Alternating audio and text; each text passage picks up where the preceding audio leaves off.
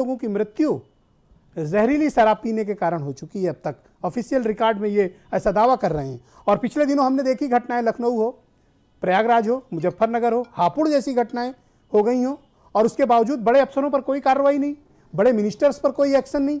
मामूली एक्साइज के सिपाही और इंस्पेक्टर और डीईओ पर कार्रवाई करके इतिश्री कर ली जाती है। कारण देखिए, उत्तर प्रदेश में जहरीली शराब से मौत तांडव कर रही है। गरीब मर रहे हैं जो शराब से, कच्ची ठेके से शराब पीते हैं। सरकारी बोतलों से लोगों की जान जा रही है। पहले तो अवैध शराब, कच्ची शराब से लोग मरते थे।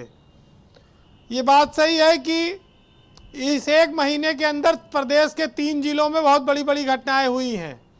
हापुड़ है, लखनऊ है, इलाहाबाद है। सरकार के सामने चुनौती है। अब ये कहते हैं कि देखिए, शराब तब तक नहीं बिकना रुकेगी जब तक पुलिस और आबकारी दोनों की मंशा एक नहीं होगी। कच्ची शराब तो पुलिस भी पैसा लेती है, आबकारी भी लेती है बिकवा के गांव-गांव में। और ये कुटीर उद्योग की तरह उत्तर प्रदेश के कई जिलों में रहा है। जो सबसे बड़ी सच्चाई है वो ये है कि थाना क्षेत्र में अगर कहीं शराब बिकती है तो हल्के के सिपाही जरूर पता होता है। अब वो कच्ची शराब तक तो ठीक है, लेकिन जब ठेके से ही जहर बढ़ रही है तो उसमें सिपाही क्या कर लेगा, पुलिस क्या कर लेगी? उसमें तो आबकारी महकमा जिम्मेदार है। आबकारी महकमे पर कार्रवाई होनी चाहिए। बहुत सारी चीजें हैं। इन बड़ी मछलियों पर बीरेन जी क्या कारण है, कार्रवाई क्यों नहीं हो पा रही है? देखिए, शराब में बहुत पैसा है, लाखों लाख रुपया आता है। एक दिन का बियर का लाइसेंस देके 1 हफ्ते तक चलवाते हैं शहरों में। बड़ी आमदनी है, इंस्पेक्टर से लेके जिला आबकारी अधिकारी, डिप्टी कमिश्नर, कमिश्नर तक सब जाता है। हाँ। सब जगह पैसा बढ़ता है, बहुत बड़ा राजस्व का स्रोत है। अब इसके बाद दूसरा सबसे बड़ा स्रोत है कि शराब पर ओवर रेटिंग होती है। इस सरकार में भी प्रदेश के कई जिलों में, खासतौर से बुंदेलखंड और पूर्वांचल और पश्चिम के कुछ जिलों में ओवर रेटिंग लगातार हो रही है। ना तो कमिश्नर रोक पाए, ना प्रमुख सचिव। जबकि सरकार चाहे तो दूसरे विभाग के अधिकारी को लगा के शराब खरीदवा ले, पता लग जाएगा। लखनऊ में ओवर रेटिंग ना कराओ, आसपास चाहे जहां कराओ, कोई शोर नहीं मचता है। करोड़ों की आमदनी है ओवर रेटिंग से। ये एक अलग गिरोह है। हाँ, ये एक अलग काम है। अब एक तीसरा आता है जो तस्करी का मामला है। बिहार में शराबबंदी है। जितने बिहार से सटे बॉर्डर हैं जिले के, उत्तर प्रदेश के, धकाधक शराब जा रही है और महंगी जा रही है। लोगों को महंगी शराब पीनी पड़ रही है। चौथा, लॉकडाउन में सरकार ने शराब पीने के लिए प्रोत्साहित किया लोगों को कि कुछ आमदनी बढ़े, अर्थव्यवस्था संभले। तो ये भी एक समस्या है। अभी आपने सुना होगा ब्रजेश जी कि भारती सिंह को गांजा पीने के आरोप में पकड़ लिया गया। आपको पता है, जो हास्य कलाकार हैं, इसके पीछे भी जो है शराब सिंडिकेट है। शराब पीने वाले जो होते हैं वो नहीं चाहते हैं कि लोग सस्ता नशा करें। वो चाहते हैं कि लोग शराब ही पिए, गांजा और भांग ना खाएं। गांजा और भांग हमारे देश का बहुत प्राचीन नशा है और सस्ता नशा रहा है। लेकिन ये जो शराब वाले हैं, ये कहते हैं कि गांजा पीने वाले शराबियों के लिए अनाप शनाप बोलते हैं, इसलिए इनको एनडीपीएस एक्ट में गिरफ्तार करा दो जी, है ना। अब अगर गांजा पीना ब्रजेश जी अपराध है, तो ये बताइए कि ये जो बाबा, साधु, नागा, ये सब पीते खुलेआम, इनको सबको जेल में डाल देगी सरकार और शराबियों को सम्मानित करेगी। लॉकडाउन में दुकान खुलवा के शराब बिकवाएगी। शराब पीकर लखनऊ लोग मर गए और कार्रवाई हो गई पुलिस कमिश्नर सुजीत पांडे पर। और आबकारी आयुक्त सुजीत पांडे आबकारी आयुक्त से बहुत सीनियर अधिकारी हैं। ये बहाना ढूंढा जा रहा था उनको हटाने का, या कहीं और का मामला कहीं और निकाल लिया गया?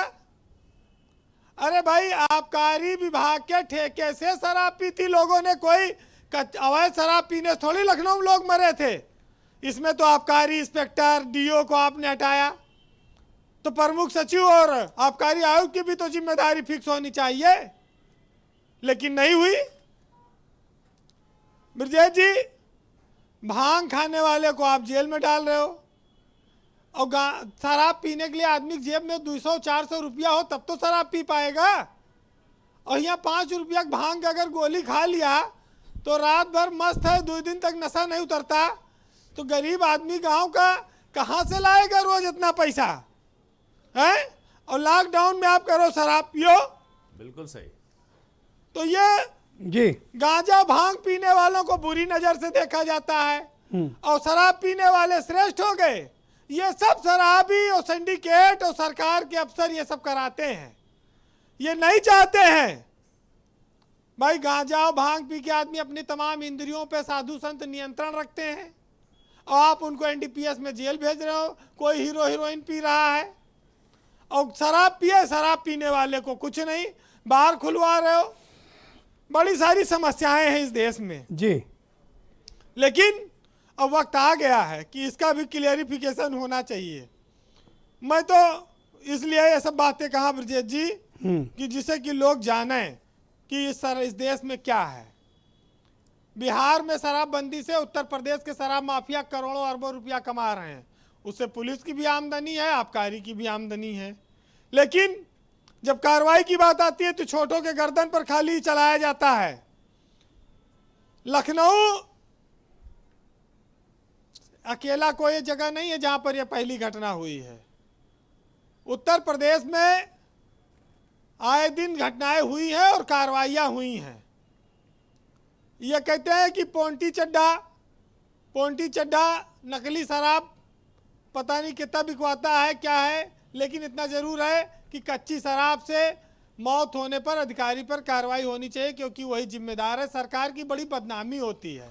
मलिहाबाद, उन्नाव, अभी देखिए पिछले साल हुआ था, बाराबंकी, कई सारी घटनाएं हुई हैं, तो इन पर सोचना होगा। जी बीरेन जी। लेकिन ठीक है, अब हम आपको सबको इसी व्यवस्था में रहना है।